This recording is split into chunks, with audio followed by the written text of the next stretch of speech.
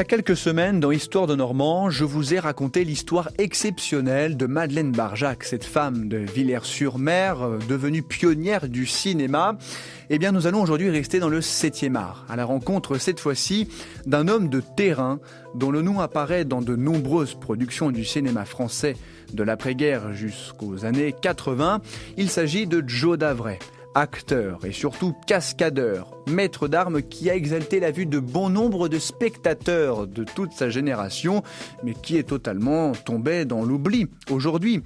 Alors, redécouvrons sa destinée. Comment est-il parvenu à se hisser aussi haut dans cet univers si singulier ? C'est ce que nous allons découvrir dès à présent dans ce nouvel épisode d'Histoire de Normand. RCF, Histoire de Normand, Gauthier Lenôtre.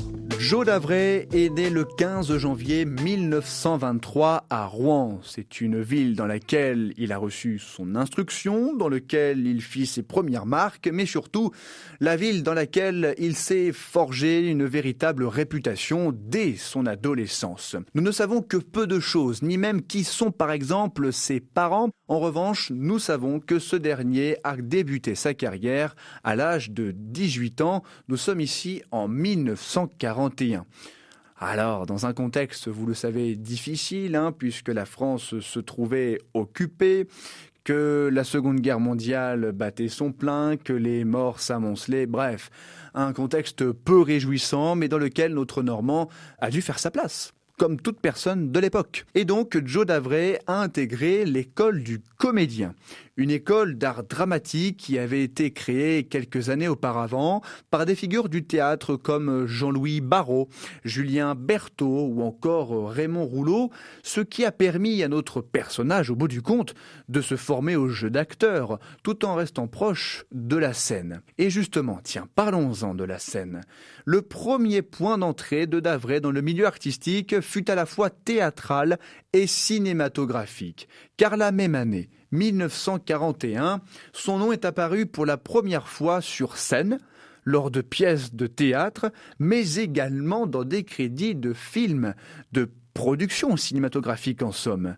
Et cette double entrée, exceptionnelle pour l'époque, a marqué le début d'une activité qui a duré plus de 40 ans dans le cinéma pour Joe Davray, souvent dans des rôles où son physique athlétique fut mis à contribution, et vous allez voir pourquoi. Quoi qu'il en soit, parlons d'abord de l'aspect théâtral. Nous sommes dans le contexte de la guerre, je l'ai dit, quand tout a commencé avec peu de réjouissance et les années passant, le conflit arrivant à son terme, eh bien, le théâtre et même le cinéma connurent un succès croissant.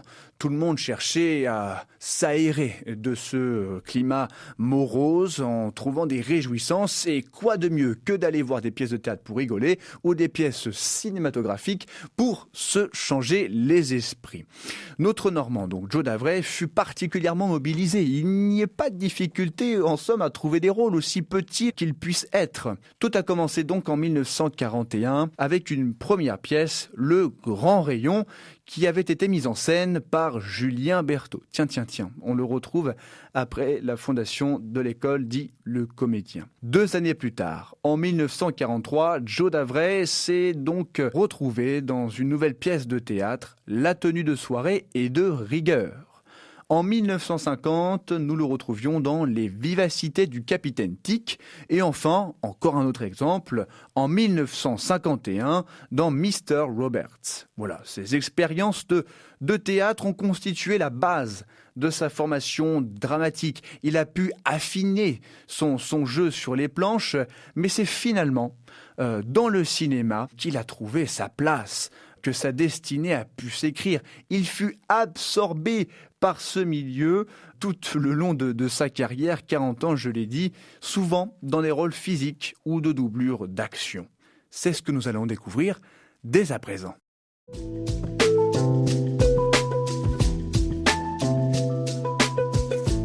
Alors, Joe Davray n'a jamais figuré en tête d'affiche des films. Nous le voyons d'ailleurs presque jamais au premier plan des caméras, mais toujours dans les scènes nécessitant des cascades, des figures et des effets spéciaux de l'époque. Et c'est pour ça que je tiens à vous raconter son histoire.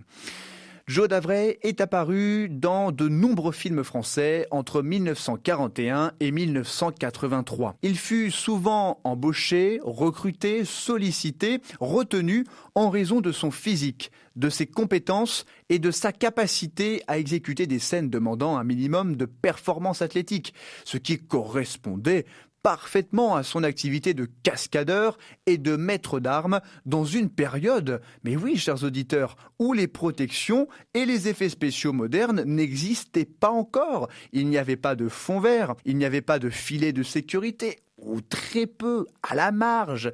Bref, tout était spontané, tout était primitif, et c'était là l'essence même du 7e art. Être cascadeur, à l'époque, signifiait souvent prendre des risques, réaliser des actions ou des combats sans filet numérique, avec un travail corporel réel, des chutes pouvant provoquer la mort, des blessures, des déplacements rapides pouvant entraîner des chutes, des combats simulés ou des séquences physiques intensives qui là pouvaient aussi amener à des blessures sur le long terme, mais ce qui impliquait en réalité des risques importants pour le corps, des risques que Joe Davray a pris pendant plus de 40 ans pour le cinéma. Alors concrètement, quels sont les films dans lesquels nous pouvons retrouver notre roi né ?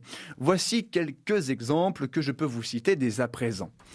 Il y a eu le film Fanfan la Tulipe en 1952. Il apparaît comme soldat et effectue des cascades, doublures de combat, notamment pour Gérard Philippe dans certaines scènes d'action. Il y a eu en 1955 le film Plus de whisky pour Callaghan. Il est crédité comme acteur, plus précisément inspecteur Vadé. En 1951, Valse brillante, un rôle d'un pochard dans ce film mêlant musique et comédie policière. En 1946, Les démons de l'aube, où il fait quelques apparitions liées à des scènes physiques dramatiques. En 1947, Quai des Orfèvres, où il joue un petit rôle non crédité dans ce film policier notable.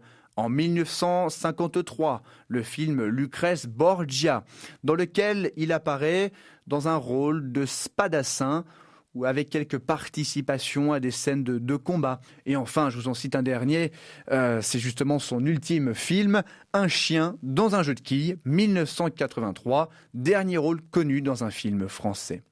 Alors, selon les bases de données de la filmographie, Davray apparaît au total dans plus de 50 titres, alternant rôles mineurs et participations physiques diverses, telles que je viens, en somme, de vous le présenter.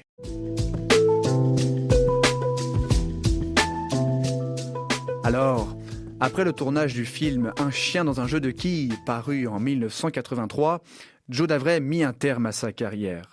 Approchant l'âge de 60 ans, après 40 années de bons et loyaux services pour le 7e art, fut venu le temps de la retraite, une retraite bien méritée au regard des risques qu'il a pu prendre. Peu d'hommages, peu d'honneur, quelques mentions dans les crédits des films à la fin des génériques. L'héritage de Joe Davray n'en reste pas moins celui d'un cascadeur et d'un acteur de plateau dont le travail pratique a contribué à faire vivre des moments d'action dans ses films de genre et variés. Du film d'aventure au drame jusqu'aux comédies, il a exalté la vue des spectateurs par ses mouvements aussi inattendus que spectaculaires. Sans être une vedette, il représente une génération de professionnels du cinéma qui ont assuré, souvent sans crédit majeur, dans l'ombre, la cohésion physique et l'authenticité de nombreuses scènes cinématographiques. Et désormais, à l'issue de cet épisode, chers auditeurs, je peux vous le dire une nouvelle fois, vous saurez.